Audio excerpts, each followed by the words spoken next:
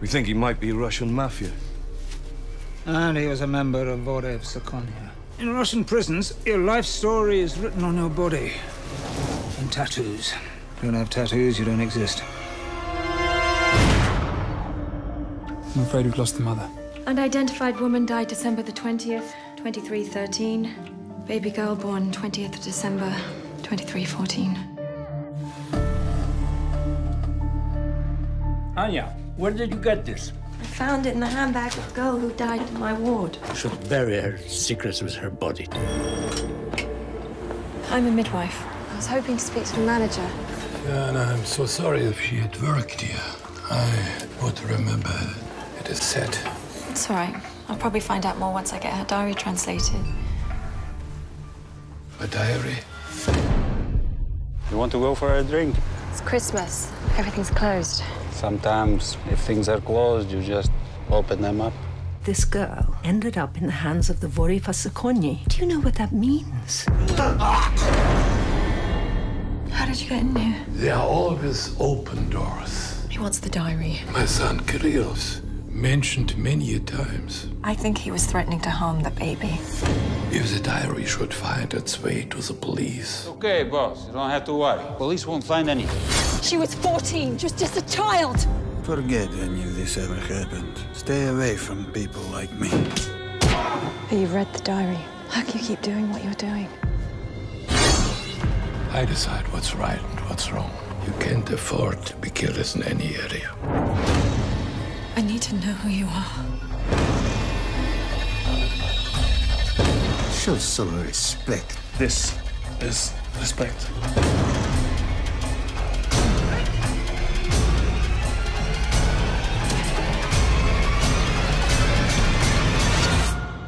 The Vorev were like a contagious disease. There's no cure once they've touched you. Merci d'accueillir Viggo Mortensen.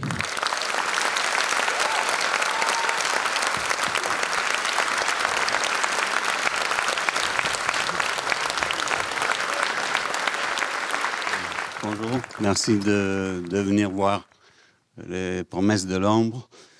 C'est un grand honneur d'être à la Cinémathèque française qui rend judicieusement hommage à la singulière carrière de David Cronenberg.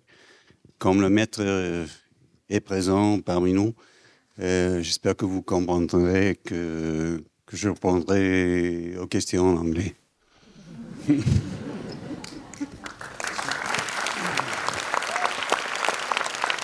I don't want to let anything get past you, so.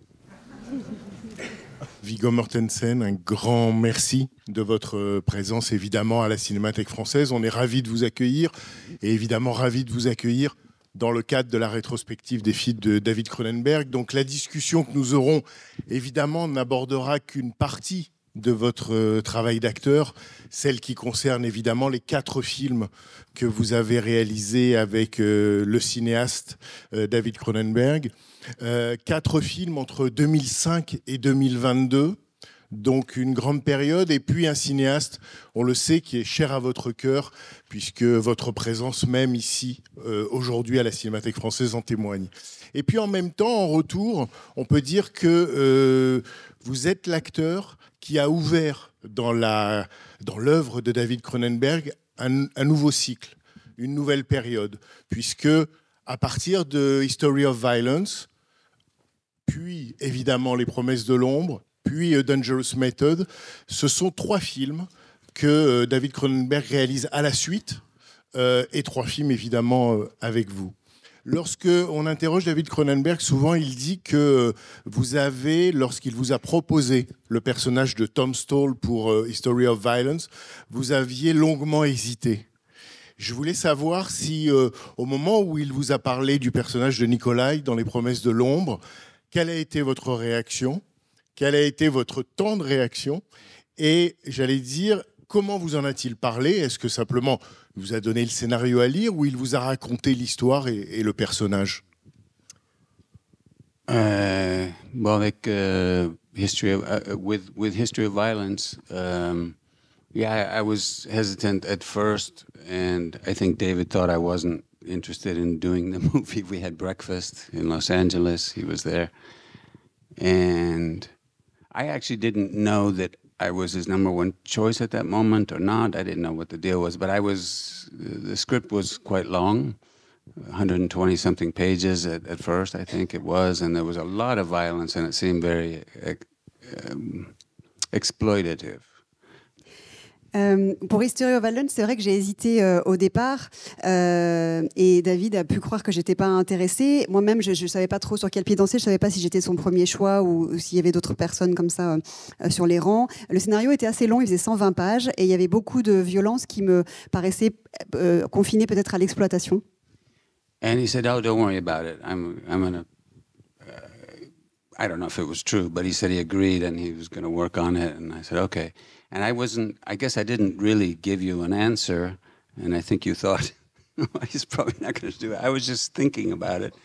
And then I called and we talked a couple times, I think, on the phone. And you were saying a little bit what you wanted to do. But I always thought, well, I was going to do it, but you didn't know that. And then one day you said, okay, you've called me now a couple of times. We've had some nice conversations. Are you doing the movie or not? I said, yeah, of course. Et donc David m'a dit non mais t'inquiète pas, effectivement je suis d'accord avec ce que tu dis, donc je vais retravailler un peu le scénario et j'ai pas vraiment donné de réponse ferme. J'ai continué à réfléchir et on a rediscuté plusieurs fois, sauf que moi je savais que je voulais faire le film, mais David ne le savait pas forcément et donc on a mis les choses au clair et je lui ai dit oui bien sûr je veux faire le film. J'avais vu I had seen some of his several of his movies before and I didn't know when I met him what it would be like to work for him as a director on the set. Would he be strange or would he be pleasant? And I quickly realized that he would be both. He would be pleasantly agreeable and agreeably strange. Et ayant vu plusieurs de ses films, je ne savais pas comment ce serait de travailler ensemble. Est-ce qu'il serait étrange ou agréable? Et en fait, il est les deux. Il est agréablement étrange et étrangement agréable. And great sense of humor. And,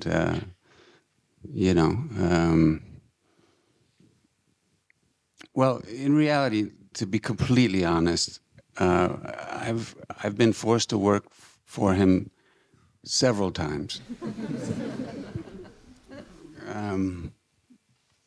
Because I can't really find work with anyone else.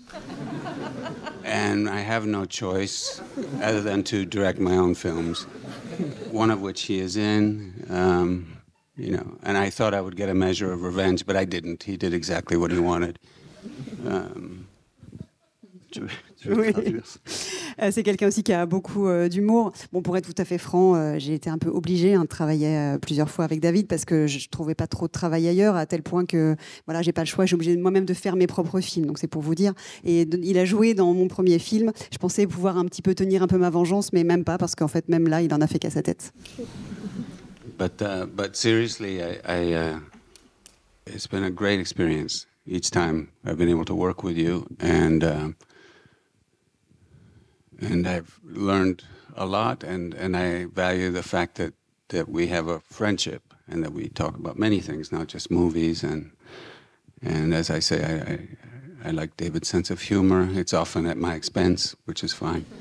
And it's been a great journey. I hope we get to do more, Donc à chaque fois, je dois dire que ça a été une très belle expérience. J'ai énormément appris et j'ai aussi, c'est précieux pour moi que nous soyons amis et qu'on parle pas uniquement de cinéma. Et j'aime beaucoup son humour, même s'il est souvent à mes dépens. Et surtout, j'espère qu'on aura l'occasion de continuer et de notre collaboration, de refaire des films ensemble. Le personnage de Nikolai dans Les Promesses de l'ombre, vos premières impressions et comment on se prépare à un rôle comme celui-ci. J'ai lu que dans l'été qui a précédé le tournage du film, vous avez passé du temps en Russie. Est-ce que ça compte et à quoi ça sert? Yeah, it's true. I did go. Actually, it was just before we started shooting. I went for I don't know if it was 10 days or what, to Russia. I said, I'm going to go, I want to learn some things. I've learned how to speak the lines in Russian, and I've met some people outside of Russia who were, one in particular who was, had been in prisons and criminal, and he helped me to, the translation I got initially of the Russian was academic, so it was, you know, well-spoken, and then he helped me to change something so that it would be, as well as Oleg, who was a Russian guy who worked with us, an actor, really good with teaching language and dialects and so forth, to speak a little bit more street kind of Russian. Tu veux traduire? Oui, je suis allée en Russie effectivement juste avant le tournage. Je crois que j'ai dû aller y passer 10 jours. Et je voulais aussi un peu m'imprégner du parler et de la façon dont je pourrais dire mes répliques. J'ai rencontré aussi quelqu'un, ça en dehors de Russie, qui avait fait de la prison là-bas. Et ma connaissance à moi du russe jusque-là était relativement scolaire. Donc j'ai aussi essayé, avec l'aide de quelques personnes, et dont Oleg, un des acteurs russes du film, à parler un peu moins de façon formelle et un peu plus street, justement. And I went there, I didn't know what I would find. I just wanted to look at people and places where this character was supposed to be from. Mysterious character. I liked the script when I read it a lot, and the script evolved to some degree. As always with David, you know, he really fine-tunes the script before we got there. Like with History of Violence, this 125-page script was 70-something pages when we started shooting. You know, he really took an axe to it. This script was in really great shape, but there were some layers that David added, which, among other things, there was a film made by a friend of mine, Alex Lambert, I think it came out in 2000 or 2001, called The Mark of Cain, which is about Russian maximum prison culture. I don't know how she got in there as a woman, as an American, but now it would probably not be possible. But she was able to go in there and film people, and that was really instructive, especially about the tattoo, traditional tattoos and so forth. And some books also that David and I shared, and that influenced, I think, well, that added some layers to the story. David and his screenwriter, Stephen Knight, incorporated those elements, and it had some resonances that had to do with not just the present, but sort of you feel a long history that's particular to the Russian criminal world, and even to added a certain religiosity to the story, I think. It even, I think, influenced a little bit the music that's how it felt to me, that Howard Shore composed for the movie. Et donc j'ai eu envie d'aller voir les lieux qui auraient été familiers à ce personnage, donc les lieux dont il aurait été originaire, ce personnage mystérieux que j'aimais beaucoup à la lecture du scénario. David retravaille souvent beaucoup les scénarios. Là, par exemple, pour History of Violence, le précédent, et le scénario faisait 125 pages et il a été réduit à 75 pages, donc il n'hésite pas à sabrer, hein, franchement. Celui-ci était vraiment très bien troussé, mais simplement, au fur et à mesure de moi, ce que j'ai pu voir autour de moi avant le tournage, on a pu ajouter des strates. J'avais vu ce documentaire de Alix Lambert qui s'appelle La marque de Caïn en 2000 sur les prisons russes. Je ne sais pas comment elle avait fait, mais elle avait réussi à s'infiltrer dans des prisons russes et à filmer des images, ce qui était extrêmement instructif. Aussi sur l'univers du tatouage et de la signification des tatouages dans ce milieu-là. Donc il y a des lectures qui m'ont beaucoup aussi influencé, qui m'ont permis aussi d'apporter des choses au personnage et que Stephen Knight, le co-scénariste, et lui ont pu ajouter pour faire en sorte que ce personnage ne soit pas seulement dans le présent, qu'il ait vraiment tout un historique, notamment sur le monde criminel russe, et aussi toute la religiosité qu'il y a autour de ce monde criminel russe. Et je pense aussi que dans une certaine mesure, ça a pu influencer la composition de la musique ensuite par Howard Shore. And as usual, I didn't answer your question, but I will now. I went to Russia not knowing what I would find, but just interested in how people moved and looked, what men looked like in different places. I was in Moscow, I was in St. Petersburg, and then I went to the area where Nikolai was supposed to be from, although I don't know what his real name is. I came up with an idea of who he was, but that's who he pretends to be, Nikolai Luzhin, and to the Urals, to Ekaterinburg, and it was very interesting to see people. Well, in Moscow and St. Petersburg, I felt like that my phone, you know, I don't know, I felt I was being followed a bit. Maybe I was paranoid, but it didn't matter.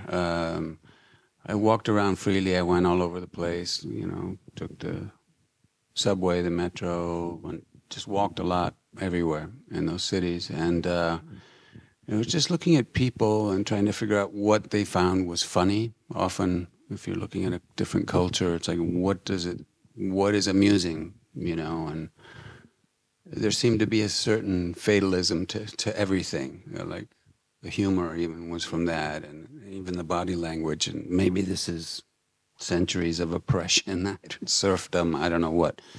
But it's kind of like this, you had a great day, and then, but what about tomorrow? You know, it's always weighing on you that things are only going to get worse, it seems like. And then on TV every night, Putin, much younger than now, he was on TV all the time, standing there like this, you know, and talking. And I thought, well, that's interesting. I like that body language, so I borrowed some of that. And then I was just looking at people, policemen, men, women, kids, how they interacted, you know. And I wasn't looking for anything concrete. I was looking visually. I wanted to know where he was from, what it looked like. When I went to the Urals region, I didn't feel I was being observed by anybody, and I even rented not a very good small car from somebody, and I drove around in the countryside and small towns and muddy roads, and that was interesting too, just to walk into places and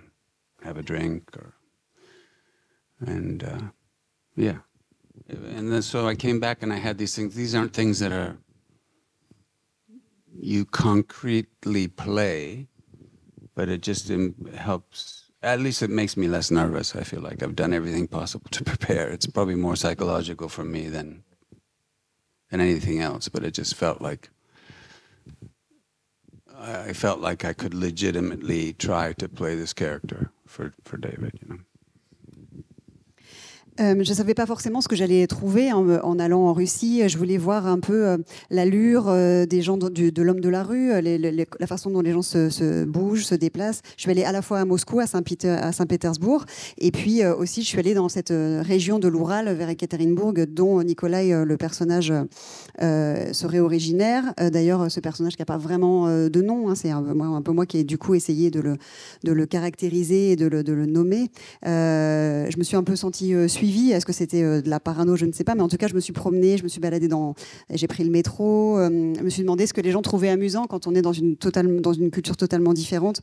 On s'imprègne aussi de l'humour, de cet humour du désespoir, de ce côté un peu fataliste qu'ont parfois les Russes, peut-être dû à des siècles d'oppression, ce côté et alors qu'est-ce qui va se passer demain, on ne sait pas. Je regardais aussi tous les soirs évidemment Poutine à la télé, hein, même s'il était beaucoup plus jeune, il avait ce côté comme ça très raide, à en parler face caméra, et donc son langage corporel m'a intéressée, je m'en suis un petit peu inspirée, je l'ai emprunté. Et puis les interactions entre les personnes, rien de concret, mais vraiment une imprégnation. Dans l'Oural, je ne me sentais pas autant observée, j'ai pu vraiment me balader incognito, j'ai loué une petite voiture et je me suis promenée dans la campagne, j'ai pu me poser dans des endroits pour boire un verre de temps en temps. Et peut-être que ça n'a rien influencé de très concret dans mon jeu, peut-être, mais en tout cas, moi, ça m'a aidé à me sentir préparée et psychologiquement vraiment légitime à incarner ce personnage, oui.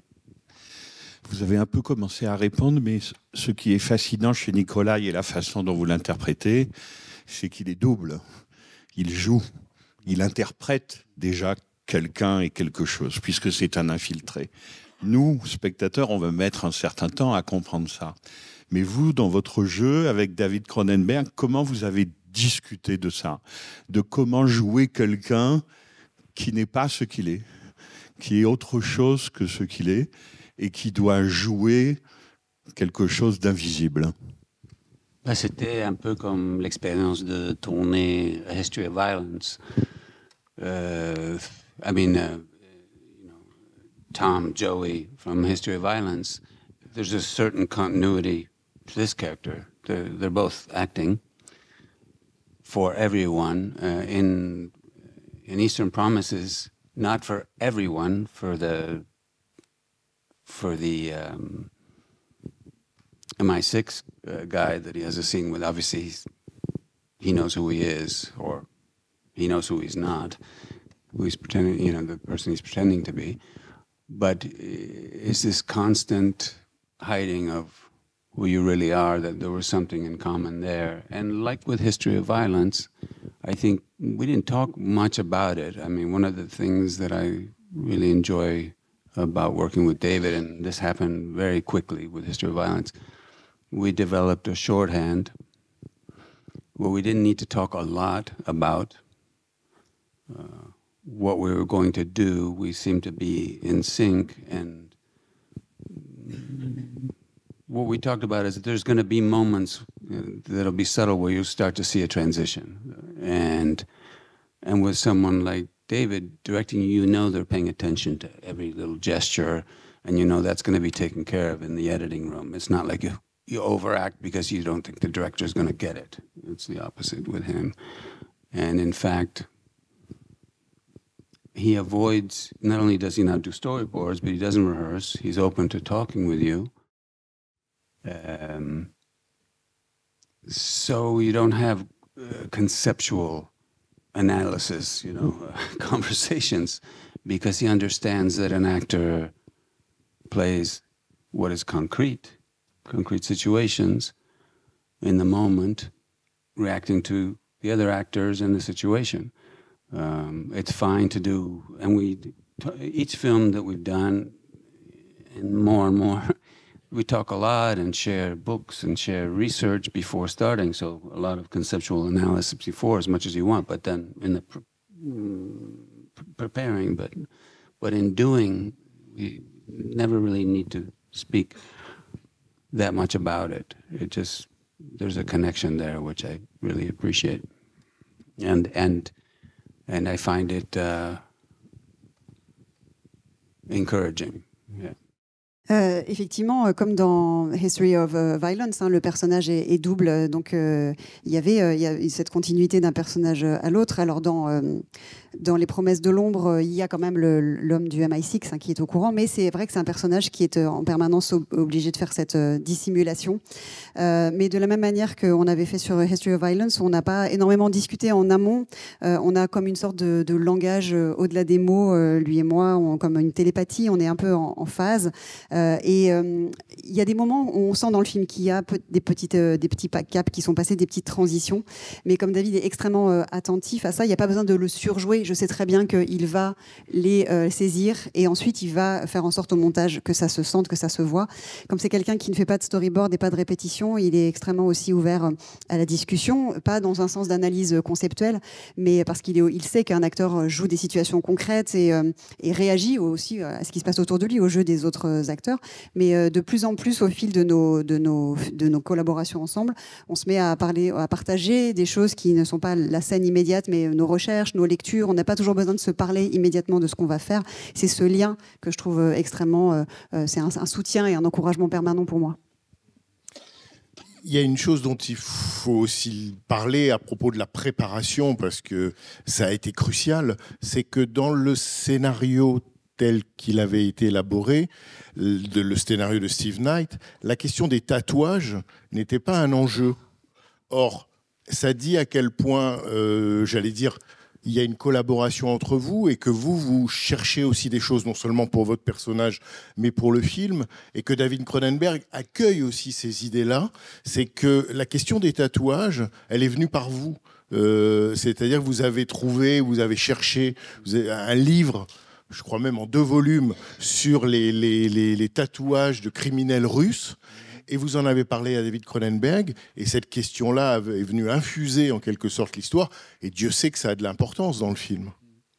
Oui, comme j'avais dit aussi le documentaire, le film de Alex Lambert, The Mark of Cain, c'était aussi une histoire des tatouages criminels russes, like traditional criminal tattoo culture. That's kind of disappeared now. Guys in prison now, even then it was beginning to be that way, are like tattoos anywhere, you know, Polynesian tattoos and whatever. But there had been for a long time a history of tattoos that are like a language that speak for you. It's your resume is on your body, basically. But there were lots. It was not just David, but it was his team. You know, Carol Spear, his longtime collaborator, production designer. I brought a lot of things also that I found in Russia, the little objects that were used, you know, and with David's approval. And there's a very collaborative atmosphere always on David's movies. He's very direct. His instructions and his observations are limited, but direct, which is, you know, he doesn't waste time, you know, and he has no problem saying to you, well, that's the worst idea I've heard maybe all year. Let me know if you have any other thoughts. And you're not discouraged. You're like, okay, it's like, let's cut to the chase, you know. And but there's an atmosphere, you know. This is something I learned. It was really helpful to me when I started to direct, you know, because I'd had the experience of working with him. There are other directors that do the same, but he's really foremost, in my experience, of someone who knows how to get the most out of the crew and the cast, making it clear from the beginning that all ideas are welcome, all suggestions, all questions, that a good idea can come from anyone. And he'll use anything that's you have one chance to tell the story, you know, so let's try to make it as good as possible. And what that does automatically for the actor and for the crew member is it's not just another job.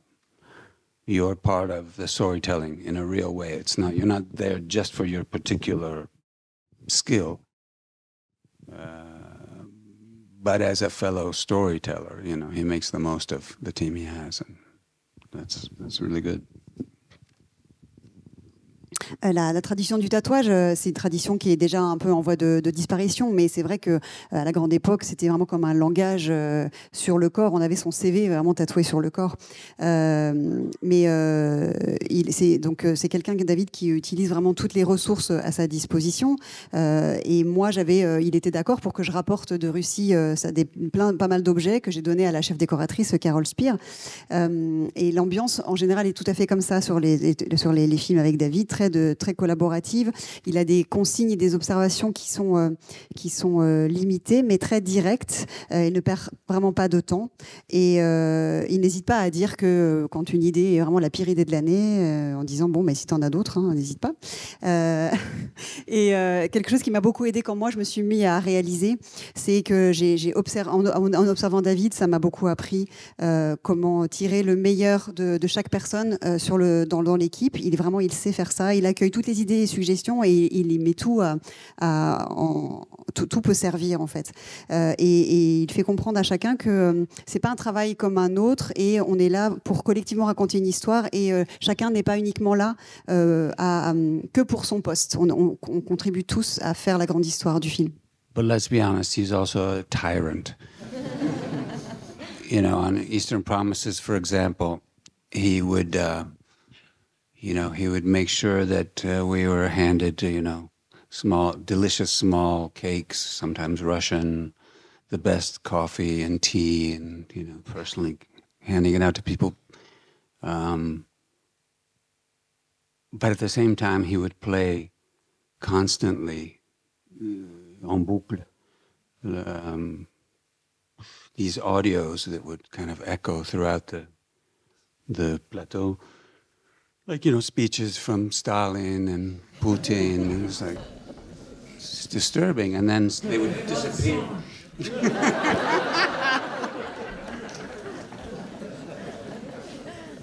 I'm sure it's true. It's definitely true. And then he would whisper strangely, in the actor's ear. It was always the same phrase. It was, I trust no one. I don't even trust myself. and then action. Bon, ben maintenant, hein, il faut se rendre à l'évidence, c'est un vrai tyran.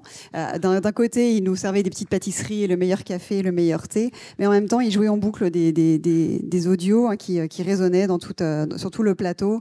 Et c'était des discours de Staline et de Poutine, c'était extrêmement perturbant. Et il chuchotait à l'oreille des acteurs comme ça, je ne fais confiance à personne, même pas à moi-même. Action. Parfois, dans le film, je ne sais pas si vous vous souvenez de ce plan à la fin. Il y a le bébé qui est sur la banquette arrière, cette petite fille. Et ça, c'est le grand art de David Cronenberg. Je pense que n'importe quel cinéaste américain aurait fait un gros plan sur elle. Lui, il montre juste son bras nu qui sort du sac noir. Et c'est tout. L'art de ne pas montrer. Et on a encore plus peur pour cette petite fille. Et on a encore plus peur qu'elle meure. En revanche, et je sais que vous y êtes pour quelque chose, dans la scène du sauna, là, on montre vraiment. On montre les corps, on montre les tatouages, on montre le sang, on montre les coups. Comment vous avez travaillé tous les deux? Vous dites qu'il est ouvert à toute proposition. Là, quelle a été votre proposition pour cette séquence?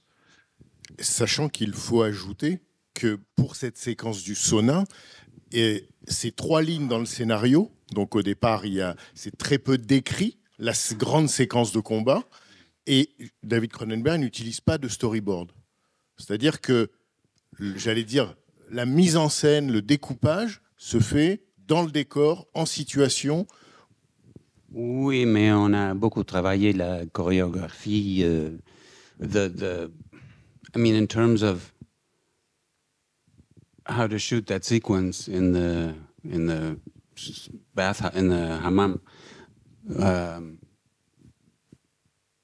It was ambitious and complicated in principle, and another director, you know, even on a modest budget, would have shot for days to get all those details. But fortunately, for my body, David was he managed to prepare and shoot that scene very efficiently, very quickly, day and a half, really. One day to get it, really. And I thought it was finished because I had like bruises everywhere.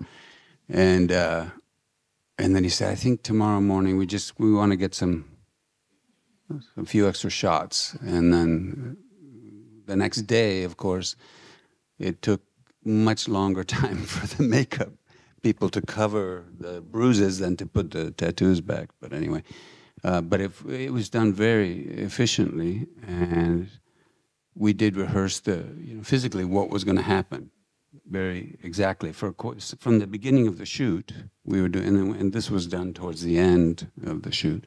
So we would show him, we would work on certain things. And in terms of the fighting, I found some books actually when I was in Russia before the shoot there were military books, manuals, incorporating fighting styles from different parts of the world, but that they use in hand-to-hand combat. And those were useful too to the stunt coordinator, and so we would show him a part, and then David would make some comments, and we kept working it up. So we worked on that a long time, just like Carol Spear and David worked for a long time to get the bathhouse thing the way they wanted it. And that was I was glad it was so efficient, but it was really great to see, just in terms of how he and Peter Sushitsky managed to plan that sequence. It was really done efficiently.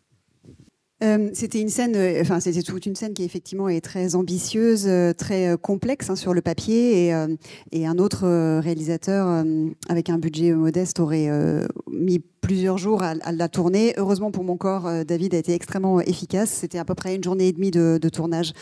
Le plus gros a été tourné sur 1 journée. J'ai cru que ça pourrait être seulement sur 1 journée parce que j'étais couvert de bleu à la fin. Mais David a eu envie de refaire une demi-journée pour avoir des plans supplémentaires, ce qui a nécessité évidemment plus de maquillage, et aussi pour remettre les tatouages, un petit temps supplémentaire. Mais on a vraiment quand même beaucoup répété à l'avance les placements et la façon dont ça allait être chorégraphié. En Russie, j'avais trouvé un manuel militaire sur les différents types de combats selon les pays ou selon les types d'armées. Ça a été assez utile aux coordinateurs aussi de cascade et un peu à toute équipe. Mais c'est vrai que c'est très beau de voir comment Peter Suchitsky ensuite a planifié la façon de filmer cette séquence. And just one last thing about violence in general. With the history of violence and with Eastern Promises, you know, some reactions that people seem to have, including some critics, was that it was extremely violent, that there was a lot of violence. And in reality, compared to, say, Scorsese movies and movies by other people, minimal violence is actually shown on screen in those two first movies that I worked on with David. Minimal. But there's the threat of violence is always there. And I think maybe one of the reasons that it feels like there's more violence, that you've seen more violence than you actually have, is because it's shown in a very clinical, kind of cold way, with real consequences, you know, physical and, I suppose, psychological. Often in close-ups, certain details, and you feel like you've seen a lot more than you actually have. And there's an art to that. I mean, like you were referring to earlier, a certain discretion of what you show, what you don't show. Same goes for violence. And really, David is a master at understanding that it's often more important what you don't show in a movie and what you don't say in a movie. So you take a script that's 120-something pages, you cut it down to 70-something, and you make a great movie. Souvent dans History of Violence notamment et Les Promesses de l'ombre, les réactions de beaucoup de spectateurs et aussi de critiques très fréquemment est de dire que ce sont des films extrêmement violents, alors que par rapport à beaucoup de films, notamment des films de Scorsese, de fait ce qui est montré de violent est vraiment minimal, mais c'est cette menace permanente de la violence qui plane, qui donne cette impression. Et aussi si on a l'impression d'en avoir vu plus que l'on en a réellement vu, c'est aussi parce que c'est montré de manière assez clinique, un petit peu froide et avec des conséquences extrêmement claires et souvent en gros plan. Mais encore une fois, c'est utilisé d'une façon qui sert toujours l'histoire et c'est cette science de savoir ce que l'on montre et ce que l'on ne montre pas. Et pour moi, David est vraiment un maître dans la compréhension très fine de l'importance de ce que l'on montre pas et de ce qu'on ne dit pas. Et c'est comme ça qu'on se retrouve avec un scénario vraiment à l'os qui ensuite fait un grand film. Une dernière chose à propos de cette séquence du hammam. J'imagine c'est une question qu'on vous a souvent posée, mais c'est flagrant et en même temps c'est magnifiquement traité. C'est la question de la nudité, votre nudité. Est-ce que ça a été pour vous, entre vous, un débat, une question ou plutôt du fait du lieu et de la situation, une évidence? Non, c'était une question pratique.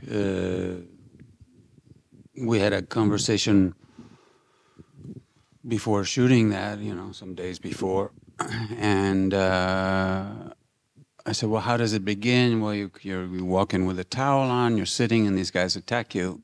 And I said, well, I don't think the towel is going to stay on unless we, you know, artificially, you know, we sew it on throughout. And it might look really silly. This guy, how is this? You're going to pay more attention. Wow, is the towel going to fall off? It doesn't seem practical. I think probably it has to be with no, you know, it has to be naked, right? And he said, yeah, that makes sense. And that was the only conversation I remember having about it, really. Bah c'est vraiment purement pratique. Hein. En discutant, il m'a demandé comment ça se passait quand j'entrais. La serviette, j'avais sans doute une serviette autour de la taille et elle allait évidemment pas rester là, sauf si on me la cousait peut-être. Mais au bout d'un moment, ça allait détourner l'attention du spectateur de regarder si la serviette allait tomber ou pas. Donc finalement, c'était logique et c'est la seule discussion qu'on a eue. C'était vraiment tout à fait naturel. Une autre grande réussite du film, c'est, je trouve, la question de l'équilibre entre les acteurs. C'est-à-dire que vous en faites très peu. Vincent Cassel, par exemple, lui en fait beaucoup. Et ça marche très bien. Comment on travaille ça? C'est-à-dire comment on travaille le degré d'intensité du jeu avec chaque personnage, et même Armin Mulestal est très théâtral, c'est quand même le parrain, enfin voilà. Et donc on voit bien qu'il y a du froid, du chaud, des intensités basses, des intensités hautes, et que le film est une modulation un peu musicale là-dessus.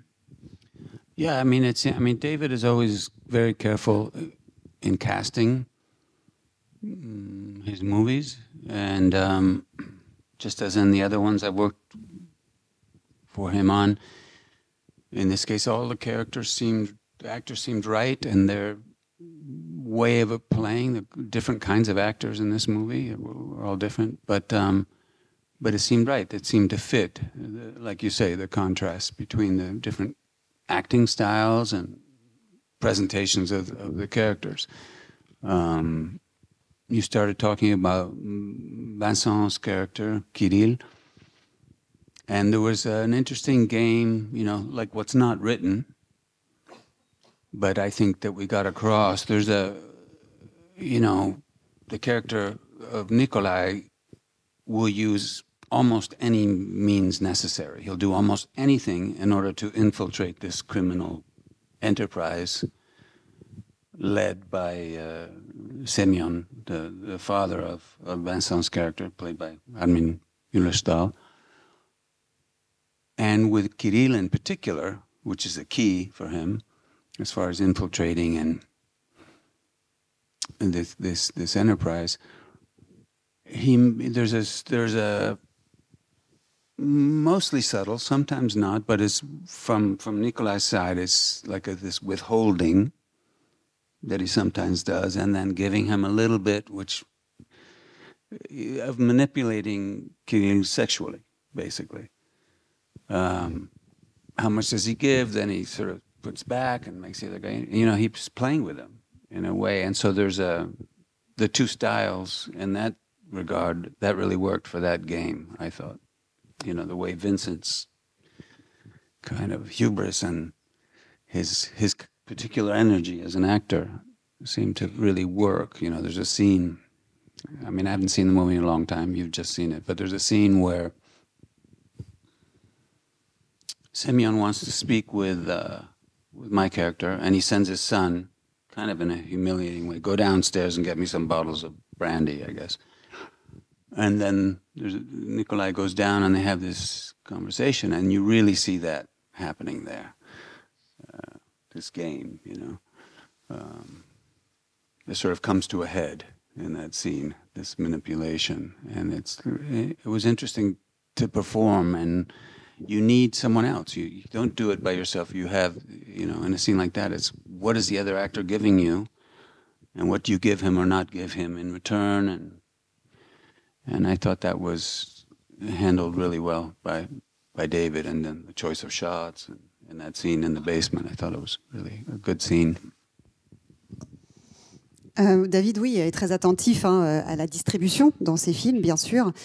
Et dans tous les films que j'ai pu faire avec lui, j'ai toujours trouvé que ses choix d'acteurs pour les personnages étaient toujours très justes, que ça collait très très bien. Il prend des acteurs avec un style de jeu, avec une allure pour coller au personnage. Le personnage de Kirill, donc joué par Vincent Cassel, c'était pas forcément quelque chose qui était écrit, mais j'ai très bien compris, on a très bien compris dans notre dynamique de jeu entre nous que donc ce personnage de Nicolas et le mien va employer tous les moyens pour infiltrer ce milieu criminel. Et Kirill, donc qui est le fils du parrain, c'est sa porte d'entrée. Et de façon le plus souvent subtile, pas toujours, mais joue un peu comme ça, souffle le chaud et le froid avec Kirill. Il lui donne un peu, puis après il se retient, où il reprend un peu comme une manipulation, un jeu sexuel presque un peu avec lui. Et le jeu de Vincent, plein d'hubris et d'énergie, s'adaptait, collait vraiment parfaitement à moi en miroir ou en regard, ce que moi je donnais dans ce jeu-là, dans la scène où le parrain donc envoie son fils en bas pour reprendre des bouteilles et que Nicolas descend lui aussi. On sent vraiment là, ce jeu-là qui est à son paroxysme. Et ça, c'est quelque chose qui se joue à deux, entre deux acteurs. C'est ce que l'un donne à l'autre. Et avec son partenaire de jeu, il y a beaucoup d'allers-retours. Et ça a été très bien ensuite rendu par David dans son choix des plans, notamment. And prior to that scene, there's a scene it's a disturbing scene.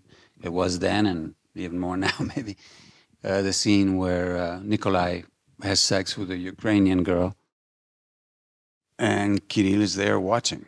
You know, it's like, it's a very odd scene. And Nikolai sees there a chance to advance his cause, you know, using Kirill. Et juste avant cette scène-là, il y a une scène qui est extrêmement dérangeante où Nicolas couche avec cette jeune femme ukrainienne sous les yeux de Kirill. Et évidemment, Nicolas y voit une occasion de continuer à progresser dans sa relation avec Kirill. Donc il exploite ça à fond. Dans le même ordre d'idées par rapport à ce que disait Frédéric, ce que vous répondez, c'est qu'on peut se dire, quand on voit le film, que d'une certaine manière, David Cronenberg est vraiment un sorcier parce que Amin Muller-Stahl est un acteur allemand, Vincent Cassel est un acteur français, Jerzy Skolimowski, qui joue le rôle du père de Naomi Watts, est polonais, et que vous-même, vous êtes à moitié danois. Et tout ce monde-là est russe dans le film. Donc, dans votre propre cas, j'allais dire, comment vous avez travaillé la question de la voix et la question de la langue, puisque vous parlez là, on pourrait dire, un anglais de Londres avec un accent russe, et parfois même vous parlez en russe dans le film. Comment ça s'est travaillé, ça? Au début, il n'y avait pas... there wasn't as much Russian in the script originally. I don't know if that was... But we talked about it, and I just, as an exercise, when I was months before, I worked with a Russian person to translate everything I said, just to... Why not? You never know. Could be helpful. And just to know how you would say it. And then I worked with another guy who was more street and, you know, fine-tuned that. So I was kind of doing that on my own, but then the others were working in their way. And when we got to London, you know, the guy who tattoos the stars on me, this is Oleg, who's an actor who had to leave the Soviet Union. And he was helping us all with language, you know. And, you know, each of us speaks in a slightly different way, I suppose. But I thought it added something, the fact that there's scenes, like there's an intense scene with Semyon and Nikolai when he has sent Kirill down to the basement, where some is in English and some is in Russian. And I think it added a certain air of authenticity. But it's a movie, you know. I mean, there are certain things that maybe to a Russian might seem like, I don't know if that's quite right or it's a little extreme, but it's an impression of reality. It's not a documentary film. But that being said, at least speaking for myself, I did everything I could to sound as authentic as I could. And I think there's been, until then, the tradition, whether it was a movie made in France or England or in the US, movies made outside of Russia about Russians were notably terrible in terms of not only the accent when they're speaking French or English or whatever, but also the Russian spoken. It was often just nonsense. It had no resemblance to Russian, and many movies that were successful and even admired in some places. And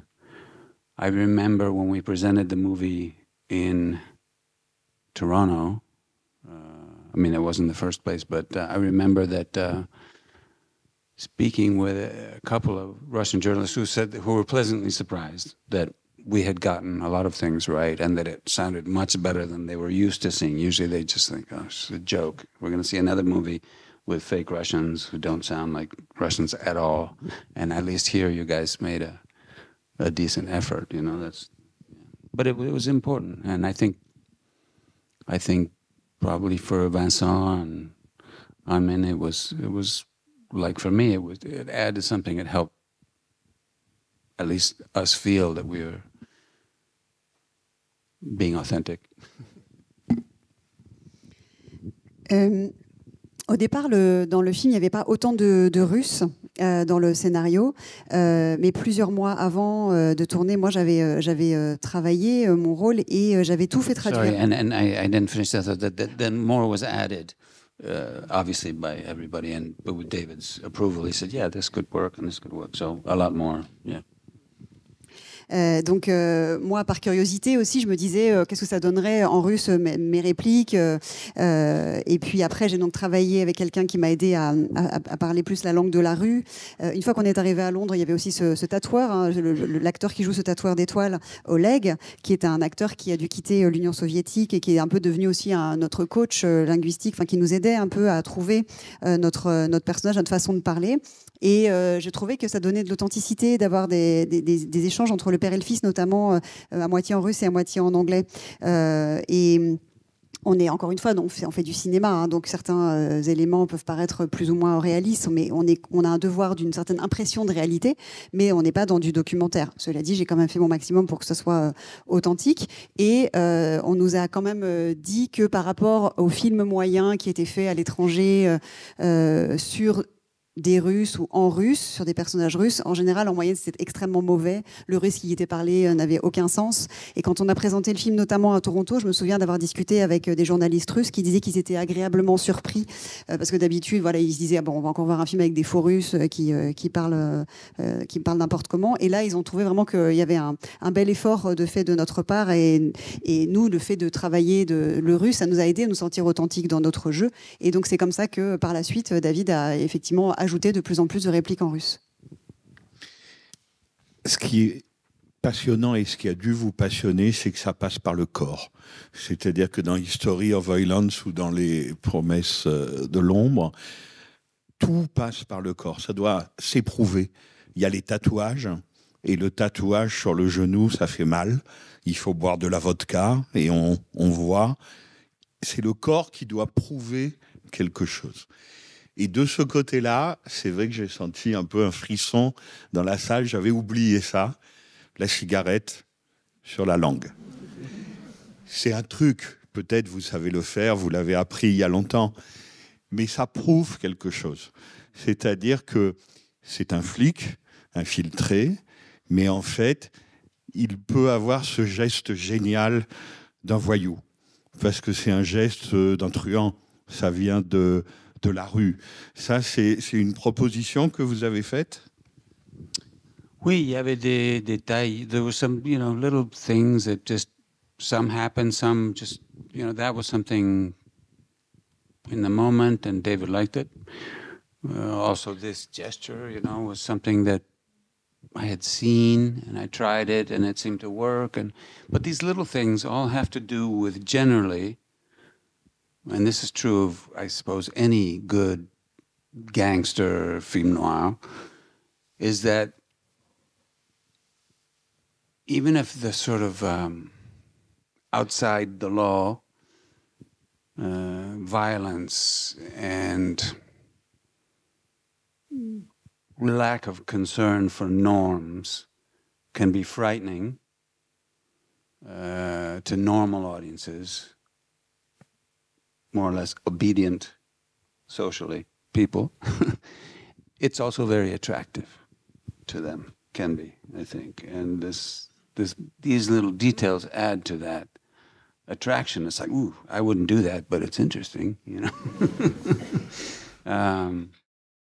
Yeah, I think it all contributes, these little details, to that. And these are things, just gestures that can be very, concrete like that, or just little looks and things. Dave was very attentive to all these things. There were moments where, like, those like clear blue eyes of Armin Stahl, the way he used that. Also, there was something scary there too. It's just little things that I mean, if I see it again, I'll notice more little things. But it's an attention to that. This is the story we're telling. This is the effect we want to hopefully have on the audience, I guess, you're not maybe thinking about the audience, you're just trying to do the best job telling the story, but that's an element of it. I think the attraction of the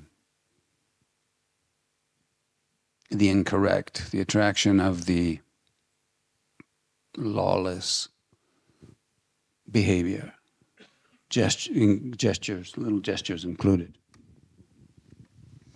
Oui, c'est vrai que ce sont des petites choses. Ce geste en particulier, c'était, je crois, sur le moment que je l'ai improvisé et qui a plu à David. Je crois que dans tout film de gangster, il y a ce comportement de hors-la-loi, cette violence et cette absence de normes, ce fait de vivre en dehors des normes. À la fois, ça peut effrayer quand on le reçoit en tant que public, mais aussi ça peut séduire. Et ces petits gestes, ils ajoutent à cet attrait-là. On est un peu aimanté, on se dit « Ah là là, moi je ne ferai jamais ça évidemment dans la vie, mais ah, ça m'intéresse ». D'un seul coup, on est un peu captivé, capté. Et aussi, David captait souvent, essayait de saisir des petits regards, ça passe aussi par ça. Le regard bleu profond de Armin Muehlestal, par exemple, et c'est cet attrait de ces gens qui sont sans foi ni loi. Voilà ce qui peut y avoir un petit peu fascinant là-dedans. David Cronenberg a dit que de tous les acteurs avec qui il avait tourné, vous étiez sans doute celui qui s'impliquait le plus dans un personnage ou même qui s'immergeait littéralement dans le personnage. Et ma question, ce serait de savoir si vous êtes dans cette immersion-là. D'abord, est-ce que c'est difficile une fois que le film est sorti? On sait que certains acteurs ont du mal à sortir de leur personnage après lui. Est-ce que pour vous, c'est un problème? Et l'autre chose, c'est si vous êtes ce type d'acteur qui fait des recherches, qui s'implique dans le processus, qui dialogue avec le cinéaste, qui cherche l'écosystème du film, qu'est-ce que c'est pour vous les grandes références d'acteurs? Est-ce que pour vous, il y a des modèles d'acteurs, il y a des exemples d'acteurs ou d'actrices qui, dans l'histoire du cinéma, ont compté pour vous, vous ont marqué et dont vous avez... Je ne veux pas dire Montgomery Clift parce qu'il a joué Freud, mais disons, est-ce qu'il y a des acteurs comme ça très intenses qui ont marqué votre formation? Well, I hesitate to name an actor or an actress or for fear of leaving out others. I mean, it's partly, I think I referred to this earlier, it's like just a worry that I'm not making the most of this one chance to play this character, so I just look everywhere. You know, every actor's different, everybody gets there in a different way. And I respect anybody's way of working, which can change from character to character, that works. And I think for a director, probably it's like, well, I don't know what you do in your private life, but as long as you show up on time and you give me something that's useful, and fine.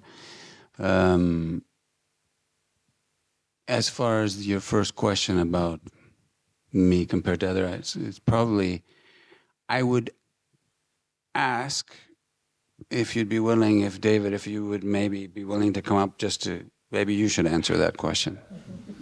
Would you? I'm sure the audience would love to hear from you.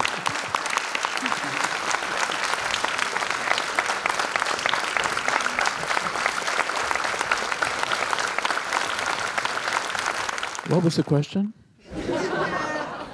C'est à vous. Honestly, my approach to directing actors is, I think it's not generally understood that the main part of that is casting. The directing comes from casting. You have to cast the right actors. And I'm certainly not alone in this. I think Woody Allen does the same thing, but basically I don't rehearse. That distresses some actors who are used to some rehearsal. But I really want to see what the actor brings on his own without my shaping it too much. Basically, I don't think I'm lazy, but I basically want just the actor to just get out there and do it, you know. And if you have the right actors, if you've cast well, and of course there are preliminary discussions a bit, but you see what the actor brings, and often it's surprising, and it's a good thing that I didn't try to meddle with it. You know, I want to see what is what the instinct of the actor is. The first instinct. And then if it's wrong, or if I can see that there could be more, then there's some little discussions, but not much. Basically, as I was listening to Viggo talking about working with me. He's basically saying I don't direct. No. No, but I mean, you know what I mean. I You don't guide. mean it negatively. You I mean, I say I'd rather not direct. Actually, you know, I want to see what the actors do, and as I say, the essence of it is in the casting. Oui, ce qu'on ne réalise peut-être pas suffisamment, c'est que tout se joue et tout découle vraiment du processus de casting. Et pour faire ça, je ne suis pas tout seul. Je ne fais pas de répétition, ce qui peut déstabiliser certains acteurs.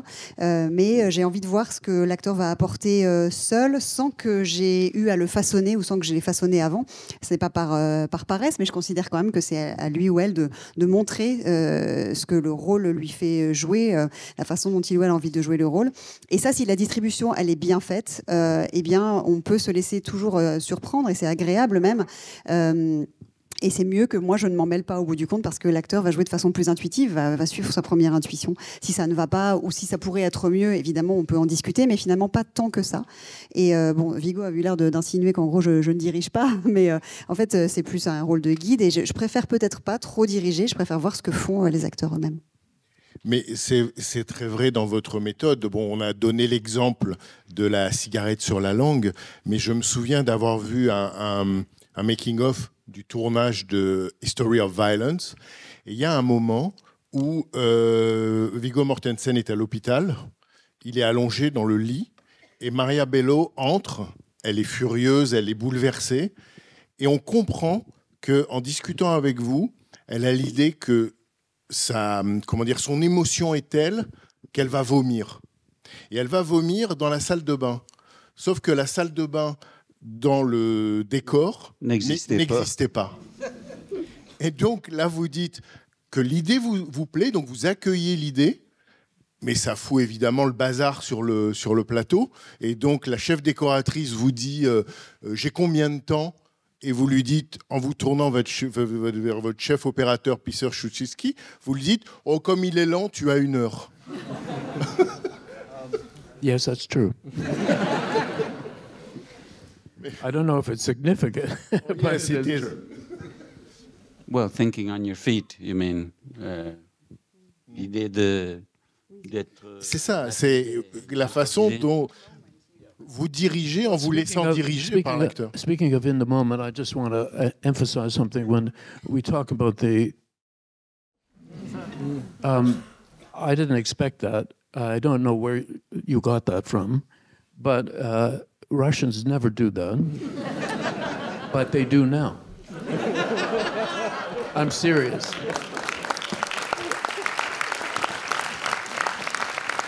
Viggo has contributed this gesture to the Russian mob. It just suggests that underneath the exterior you see here, a very sweet, handsome, friendly man, there is a criminal. Et donc ce fameux geste que David a montré, c'est pour dire que je ne sais pas où tu l'as trouvé, mais en fait les Russes ne le font pas, en tout cas ne le faisaient pas, mais maintenant ils le font. Donc Viggo a contribué activement à la gestuelle de la mafia russe, parce qu'il faut voir sous ses apparences très gentilles, en fait c'est un truand. Peut-être une question pour tous les deux. On a beaucoup parlé de History of Violence et des promesses de l'ombre. Pour le coup, le film suivant, c'est un drôle de défi. Peut-être que les 2 premiers personnages étaient des schizophrènes, et ensuite vous avez joué pas moins que Sigmund Freud. Comment on fait pour accepter, alors vous allez me dire c'est David Cronenberg qui réalise, mais comment on fait pour se dire oui, je vais jouer Sigmund Freud? Quel type de recherche là pour le coup on fait? À vrai dire, j'ai dit non. J'ai pas accepté. Je sais pas si c'était parce que j'avais peur ou non, je trouvais pas que j'étais l'acteur pour ce rôle. Yes. Well, Viggo actually helped me out with Freud, I have to say, because there was an actor whose name I will not mention, although it's Christoph Waltz, who came to me and said that he must play Freud in this movie his grandfather knew Freud and had some dealings with him, and this was extremely important for him to play Freud. And I was thinking, well, you know, it's conceivable. He could, as an Austrian. And yeah, he's an Austrian. It could work. And then we started to build the financing of the movie around our actors, as we do. And then Christoph left the film because he got a better offer. I think he got paid $3 million to do Like Water for Elephants with Rob Pattinson. And I must say, at least he did write me a letter of apology saying it was because of his insecurity and weakness. And so I phoned Viggo and I said, Viggo, you know, you're not as good at Christoph Waltz, but maybe...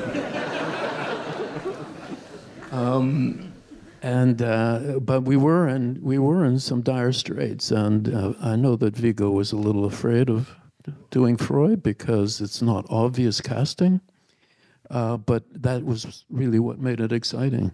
But then we, you know, there was quite a bit of time before we started shooting, and I went to Vienna, and I found in antique bookstores books that I knew from research that he had in his library. I found editions from the time, and I started reading some of these books, and then, you know, all the things I started finding and reading, obviously in English, his books, and which David knew well, and then in the conversations prior, in the emails prior, I started to actually enjoy it and see that, yeah, this could be possible. It could be fun too, and that he had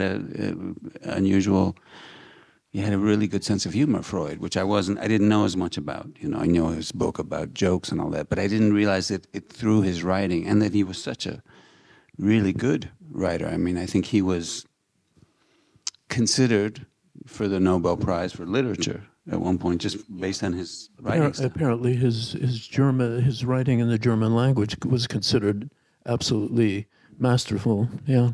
But in the process of sort of thinking about it and imagining, you know, I realized, yeah, he's right. This will be fun, and it was a lovely shoot. It was a great shoot, yeah. And I liked that. I really liked working with those actors too. And I think I just will say, I think I don't know if it was true here, but especially in Great Britain, United States, and Canada. I don't know why, but Keira Knightley got a lot of flack, a lot of crudely unfair criticism of the way she played Sabina Spielrein, and I thought she did an amazing job. It was a very brave performance, and her, like, the hysteria or whatever you want to call it, was spot on as far as how it's described clinically. I mean, I thought she was amazing. No, I was totally happy with her performance. I thought she was brilliant, really, and wonderful to work with. Yeah. Good luck. We will leave now, and you can finish. You'll be here for an hour. Non, donc Viggo nous a effectivement m'a beaucoup aidé, hein, parce que y a un acteur que je ne nommerai pas qui s'appelle Christoph Waltz qui m'a dit, qui m'a abordé pour me dire qu'il fallait absolument que ce soit lui qui joue Freud, parce que son grand-père connaissait Freud et il avait été en rapport avec lui. En plus, il était autrichien et que voilà, que ça marcherait très bien. On a construit le financement autour des acteurs. Et puis, Christophe a reçu une meilleure offre, c'est-à-dire qu'il a été payé $3 millions pour jouer De l'eau pour les éléphants. Et bon, il m'a au moins écrit une lettre d'excuse en parlant d'insécurité et de ses failles. Bon, après, je me suis tournée vers Viggo. J'ai dit, Viggo, je sais que tu n'es pas aussi bon que Christophe Waltz, mais voilà, il nous a quand même beaucoup aidés. Et même si ça lui faisait peur de jouer ce personnage, on était quand même dans le pétrin. Et c'était pas un choix évident, mais c'était vraiment bien qu'il puisse nous entrer en jeu. Donc maintenant je vais traduire Viggo. Donc avant le tournage, j'ai eu du temps et je suis allée à Vienne et je suis allée voir les bouquinistes et j'ai lu des livres donc de l'époque, les livres que Freud, dont je savais qu'il les avait dans sa bibliothèque. Et ensuite, en discutant petit à petit avec David, j'ai pris goût un peu à ce personnage et je me suis dit qu'en fait ça pourrait être un rôle en fait assez sympa à jouer. C'était quelqu'un qui avait beaucoup d'humour et il était considéré en fait comme un très un excellent écrivain. Il a même été envisagé pour le prix Nobel de littérature. Et puis aussi, je voulais dire que j'avais adoré travailler avec ses acteurs. Je sais que Keira Knightley a reçu des critiques extrêmement dures sur son interprétation, notamment des scènes d'hystérie. Et moi, au contraire, je trouve que par rapport à ce que moi je sais de ça, au contraire, elle avait un jeu extrêmement précis, extrêmement fin là-dessus. Peut-être une dernière question avant de... Une dernière question avant de donner la parole au public pour quelques questions. Viggo Mortensen a dit sur le tournage de Crimes du futur qu'il était l'un des rares de l'équipe à avoir déjà tourné avec vous. Donc dans cette équipe-là, il y avait beaucoup de nouveaux. Et il a raconté que l'un des acteurs, après une scène sur le tournage, était venu le voir en parlant de vous et lui avait demandé « Est-ce que tu crois qu'il est content ?» Parce que... Donc, est-ce que vous accréditez l'idée que sur un tournage, vous êtes à la fois aimable et énigmatique? Et est-ce que c'est important pour un cinéaste d'être énigmatique sur un tournage? Ça aide? Well, we're really talking about Léa Seydoux, who, I mean, Viggo, she did go to Viggo and say, I can't tell if David is happy with my performance or not. Is he happy? And Viggo said, oh yeah, he'd tell you if he didn't like it. You know, it's very simple, but it's true. I don't feel like, I don't treat my actors like children. You know, I don't have, when children, you sometimes go over the top and say, that was fantastic, you were great in that football game or whatever, even though they were terrible. And, but with that, I don't feel that's something I do with a mature actor. You know, it's like, okay, yeah, good, let's go on. You know, and just that's basically it. After that, she wasn't concerned. After that, yeah, she knew. Oui, en fait, il se trouve que c'est Léa Seydoux, pour ne pas la nommer, qui est allée voir Viggo pour lui dire qu'elle n'était pas sûre qu'il aimait, que j'aimais son interprétation. Et Viggo a simplement répondu, t'inquiète pas, il te le dirait, tout simplement. Moi, j'ai pas envie de traiter mes acteurs comme des enfants. J'ai pas besoin d'avoir des réactions exagérées comme avec un enfant. Oui, t'étais super dans ce match, même si l'enfant était nul. Là, j'ai affaire à des adultes et simplement, je dis, ok, très bien, on avance. Et en fait, ça lui a suffi. Je crois qu'ensuite, elle était plus du tout inquiète. Et je lui ai dit, s'il te parle pas après une prise, c'est bon, c'est parce que ça lui plaît. Bon signe. Félicitations. Merci Viggo et David de votre intervention. Et une question à Viggo. Comment vous sentez l'influence de tous les réalisateurs avec lesquels vous avez pu travailler dans votre travail de réalisateur sur vos propres films? Well, I think I referred to it earlier a little bit, but I mean, I've been lucky, you know, actors, if they have a relatively long career, if they can say they've been in one, maybe two movies, really good movies, they can be happy, you know. Most movies are not good. It doesn't matter what genre, it doesn't matter what country they come from. I would say that 95% of movies are not good. Or if they're good, they don't know how to finish them, or they're not well shot, or there's something wrong somewhere. And good movie from start to finish, it's a rare thing. And if you've been in one or two in your career, you're fortunate. I've been in more than one or two. I've been in more than one or two with David directing. And, you know, when I finally got a chance to direct, it was decades after I wanted to do it. But when I finally found the money and someone said, okay, I'll finance this. I had worked with David by that point 3 times, and also with other directors, men and women from different places with different styles, making different kinds of movies, but the best of them, and no one better than David, know how to make the most of this opportunity to tell a story by communicating well with the crew and the cast, you know, by, as I said earlier, by making it clear from the start that your ideas and your questions are welcome. I may not use them, but they're always welcome. simply that. Quand on a la chance quand on a une carrière qui a une certaine longueur, si on a dans sa filmographie un ou deux bons films, c'est déjà une très grande chance, sachant que je considère que la plupart des films sont mauvais, entre 95% des films ne sont pas bons, ou alors ils ont une fin qui n'est pas aboutie, ou ils ne sont pas bien filmés, il y a toujours quelque chose qui ne va pas. Et moi, j'ai eu la chance d'avoir déjà plus que un ou deux bons films, rien qu'avec David. Et quand j'ai eu enfin, moi, l'occasion, des décennies après avoir commencé à avoir envie de le faire, d'occasion de moi-même tourner, réaliser des films, parce qu'on m'a fait confiance pour le faire, j'ai eu l'influence de plusieurs réalisateurs, où j'ai vu au travail plusieurs réalisateurs et réalisatrices autour de moi avec des styles très différents, mais les meilleurs à chaque fois, arriver à tirer le meilleur parti de cette occasion de raconter une histoire en communiquant extrêmement bien avec les équipes et en leur faisant comprendre dès le premier jour que toutes leurs idées étaient les bienvenues, qu'on les utilise ou pas, mais en tout cas qu'ils pouvaient contribuer et proposer des choses et des idées. But the main thing, as far as working with David, is that as an actor, you have to be obedient and inexpensive. Pour plaire à David, il faut être obéissant et cher.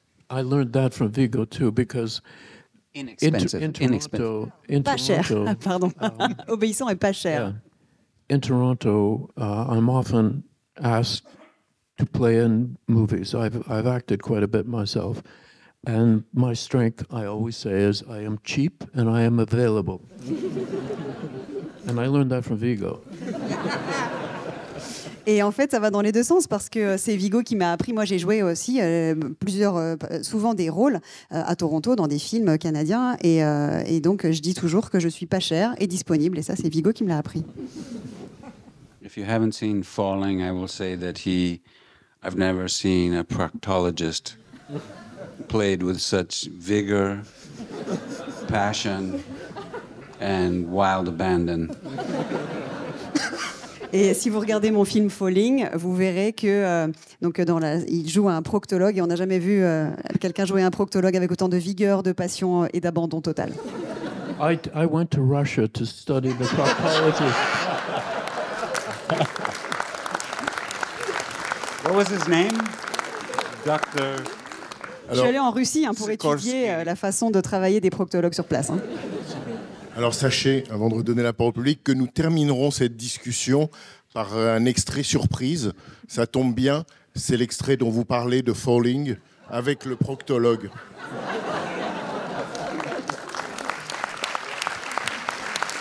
Donc, on va encore prendre quelques questions et après on regardera tous ensemble cet extrait qui est déjà d'anthologie.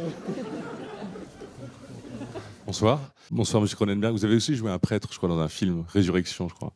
Bon, un film oubliable, pardon. The movie was forgettable, but I was not. Une petite répétition. I played priests, doctors, scientists. A diver you played one time? Actually, yes. Yeah. So but mainly it's that, you know. I guess it's typecasting, you know. And now that I've added proctology to my resume, I can get a lot of work. Donc j'ai joué effectivement des prêtres, des savants, un plongeur, des médecins. Voilà, je suis recrutée sur profil, et là maintenant j'ai ajouté le profil de proctologue, donc je vais avoir beaucoup de travail, je pense. Toute petite question à monsieur Mortensen. Votre dernier film est un très très beau film, vraiment. Donc Jusqu'au bout du monde. Jusqu'au bout du monde. The Dead Don't Hurt. Merci. Et on pense à Eastwood qui a eu la chance d'avoir Don Siegel, Léon, on pense à Gibson qui a eu Peter Weir et George Miller. Et on se dit que pour vos films, vous avez eu la chance d'avoir Cronenberg, et à quel point ça a influencé votre mise en scène. C'est un peu la même question que tout à l'heure, je sais, mais notamment par exemple la scène où Vicky Krieps subit la gestion de la violence, par exemple. Dans cette scène, à quel point David Cronenberg vous a appris. Aider à la violence. La scène du viol. Well, that's a good point. I mean, that sequence is a case in point. I mean, just in the writing of it, long before we found the money to make the movie and shot the scene, it never varied. That stayed the way it was written, which was, I suppose, one of the things. Well, I mentioned it earlier that I learned from David. Sometimes it's more important what you don't show, especially in a scene like that. I mean, in the scene, which I knew that in the scene that came after it, what you would imagine there had happened is much more than if I had spent 2 nights shooting every detail of this violation, of this woman. And so I suppose, yeah, in part it's about, knowing when to pull back and let the audience think. I also think, I like it when the audience, and I think maybe it's true for you too, that the audience participates in the storytelling in a way. It doesn't matter. I think that the first 10 minutes, maybe 15, of any movie, you can do whatever you want. It can be as strange and inexplicable and maybe poorly shot and seemingly badly acted even. What the hell's going on? But as long as 10, 15 minutes in, something starts to function and make you interested, and not everything is explained, and so but you're interested enough that you start filling in the blanks and telling the story, Sometimes one sentence or one look from someone tells you a lot about the relationship these people have without having to show the previous scenes, and I know it's a lot to translate, but one last thing in that regard, it reminds me of something that I heard Agnès Varda say one time. I was lucky to meet her, and I was on an airplane flight with her, and she said, "So what are you doing?" I was sitting next to her. Her daughter kindly offered me to change seats with her so that I could sit with her, and she said, "What are you doing now? What are you playing next?" And I said, "Well, actually, I'm going to try to direct my first movie." "Oh, okay, good. Well, don't show the audience anything." And I said, "Okay." I didn't really know what she was saying, and I finally said, "Well, it's a visual medium." "What do you mean?" She said, "Make the audience want to see things. Don't show them." And that was a great piece of advice, and it was very much in line with what I've learned from David in the doing and watching him doing it. But she put it into words very concisely, so yeah. Oui, ça revient à ce qu'on disait. Cette scène, dès l'écriture, je savais très bien ce que je voulais en faire, et en ayant appris de David que l'importance, c'était ce qu'on ne montre pas. Et je savais que dans la scène qui allait suivre, ce que le spectateur allait imaginer de ce qui s'était passé dans cette fameuse scène serait beaucoup plus fort si le spectateur l'imaginait que si je l'avais tourné, si j'avais passé de nuit à tourner cette scène de violence sexuelle. Donc j'aime bien aussi toujours prendre un petit peu de champ par rapport à ça. Et j'aime bien, je pense que c'est aussi le cas de David, que le spectateur soit un peu acteur du film, qu'il s'implique dans l'histoire, parce qu'un film peut avoir ses 10 ou ses 15 premières minutes avec pas mal de défauts, ça peut être parfois un peu maladroit, mais si on est captivé par quelque chose et que tout n'est pas expliqué, le spectateur va avoir envie de s'investir, de combler les lacunes ou les ellipses, et une seule réplique, parfois on dit très très long, sur un personnage ou sur une situation, sans avoir à montrer l'avant ou l'après. Et c'est Agnès Varda, avec qui j'ai eu la chance de discuter un jour dans un avion, qui m'a demandé sur quoi je travaillais. J'ai dit que j'allais réaliser mon premier film, et elle a dit bon, alors très bien, mais donc ne montrez rien au spectateur. Alors je lui ai dit, j'ai pas très bien compris. Je lui ai dit, c'est quand même un art visuel, qu'est-ce que vous voulez dire? Et elle m'a dit, il faut donner envie au spectateur de voir les choses. Et c'était un excellent conseil, c'était tout à fait cohérent avec ce que j'avais vu David faire, mais elle l'a mis en mots de façon comme ça, extrêmement concise. Bonjour. Merci pour votre présence. On vit une très belle semaine à la Cinémathèque. Et j'ai découvert hier History of Violence, qui pour moi était un très gros choc. Enfin, je considère que du coup c'est un très très grand film. Et j'ai l'impression que Viggo Mortensen vous fait passer énormément de choses à travers le regard dans ce film.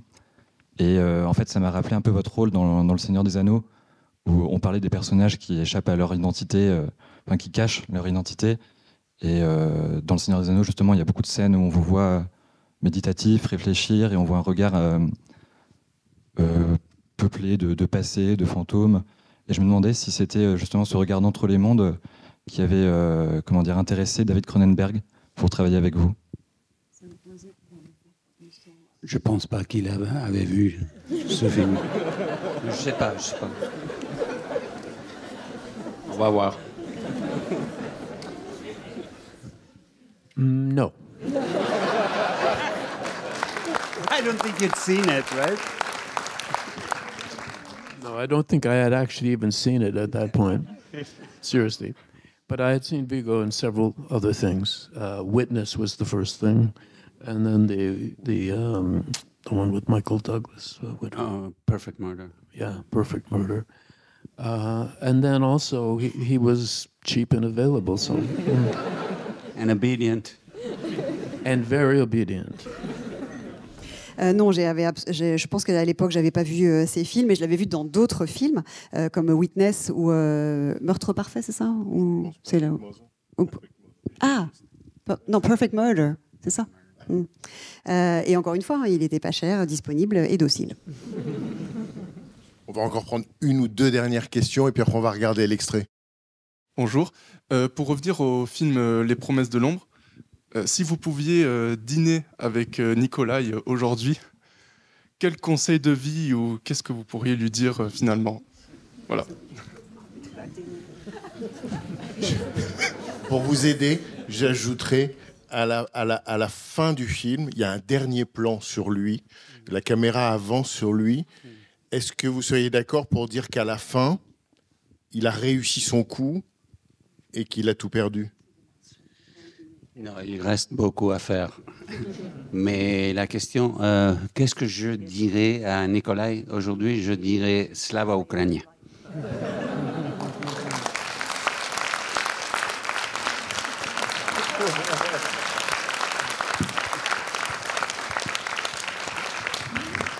Et je crois qu'il serait d'accord avec moi, honnêtement. And I think he would agree. There is a Ukrainian character in our movie, and she speaks a couple words of. She uses an expression that's Ukrainian, and he realizes and asks her, I said, "You're from Ukraine." Not that that matters. Et on comprend dans le film que la prostituée ukrainienne, il l'a sauvée. Ouais. Je ne sais pas si vous vous souvenez. Voilà, il la sauve en fait. Bonjour. Je me demandais si maintenant que vous avez commencé à réaliser, et on le voit aussi dans ce que vous avez discuté plus tôt, que vous vous impliquiez vraiment dans votre rôle d'acteur et que vous donniez des conseils, vous participiez aussi vraiment activement à la réalisation du film. Je me demandais si maintenant, avec le recul d'avoir eu les deux rôles, vous préfériez le rôle de réalisateur ou d'acteur et sur la suite de votre carrière, ce que vous alliez privilégier. Well, first of all, I didn't find it that different. Because I've always been, fortunately, David seems to be okay with it, but maybe some directors don't like it. I'm nosy, and I'm always like to be around the set. I'm curious about how the whole story is told, how it's photographed, how it's written, why the color red, why this, I like to see how a story is being told. I've always been that way as an actor, kind of maybe not meddlesome, but curious anyway. And so when I went to direct, to prepare the shoot and to then do it, it didn't feel very different. It felt like this collaborative effort to tell a story. I suppose the one difference was that instead of me asking lots of questions, I was the one being asked questions by lots of people. How we do this and what do you want to do? And, But otherwise it felt similar. So I've always liked the collective effort of telling a story. What is the other actor doing, and that affects me, and what I do affects them, and so forth. How is it being shot? How is it being lit? That tells you something else about the character, etc.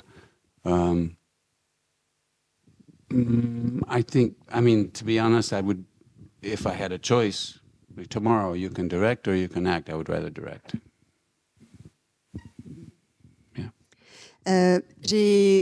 je me suis rendu compte que c'était pas si différent être acteur et être réalisateur. Moi, alors David a toujours accueilli ça chez moi, mais moi j'aime bien mettre mon nez un peu partout. Je suis très curieux, j'aime bien comprendre comment un plan est composé, comment est la photo, l'écriture. J'ai toujours posé beaucoup de questions. Et en préparant mes tournages et en tournant mes films, je me suis rendu compte que c'était ce processus collaboratif, il reste dans l'idée de raconter une histoire, de se mettre tous ensemble pour raconter une histoire, mais sauf que la seule différence peut-être c'est que cette fois c'est à moi qu'on pose les questions, mais j'ai toujours en tête, c'est toujours ce travail collectif qui m'intéresse. Mais je crois que si on me demandait là si j'avais le choix aujourd'hui, je choisirais la réalisation. David et Viggo, il nous reste 3 petites choses à faire. La première, c'est de vous remettre au nom de la Cinémathèque française une plaque qui vous rappellera que derrière l'un de ces fauteuils de la salle Henri Langlois, il y aura votre nom inscrit et les choses sont bien faites. Je pense que ça sera un fauteuil à côté de celui de David Cronenberg. Heureusement.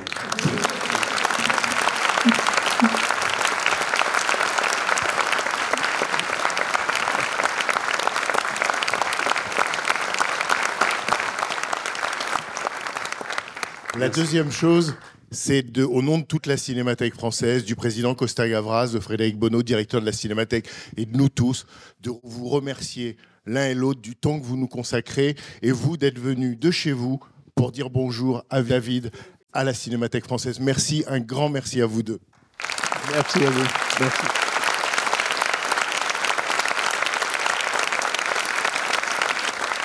Et maintenant, expliquons juste que dans Falling, vous jouez un homosexuel qui doit amener son père chez le proctologue et ce père est homophobe. Voilà. On regarde l'extrait et encore merci. Merci à vous et à lui.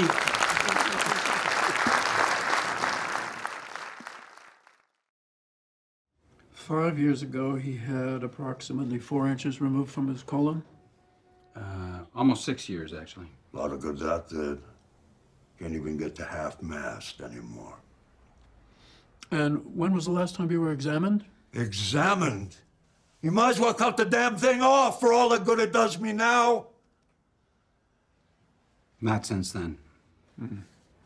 Has he had a colonoscopy since the operation? No. Yeah.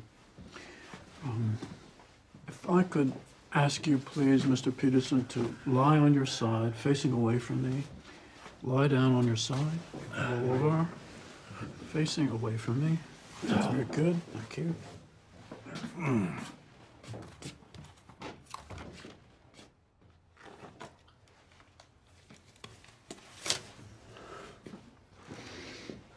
Christ. Please relax, sir. I'm going to check your prostate, strictly routine. For you, maybe. Don't let my son get anywhere near my asshole. He's liable to get excited. Mr. Peterson, to do a little probing will be slightly uncomfortable, but it won't take long. Just a finger, please. I'm too old for any real action. Breathe easy, just relax. Easy for you to say. Find anything you like? Not yet. Maybe you should try my son's. There's probably a party going on in there. There is a little swelling. It's nothing personal, Doc. You may sit up now and get dressed. How long will your father be visiting? About a week. Maybe a little longer. No, I'm not.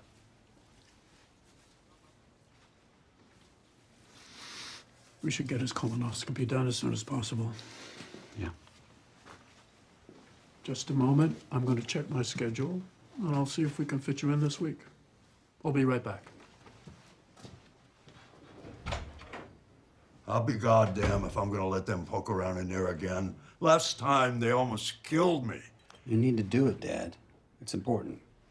Not here. I'm not letting some California fairy up my ass. What the fuck are you doing in here? Dad, Eric's trying to help. Son, I really don't need your help. Stop trying to run the show.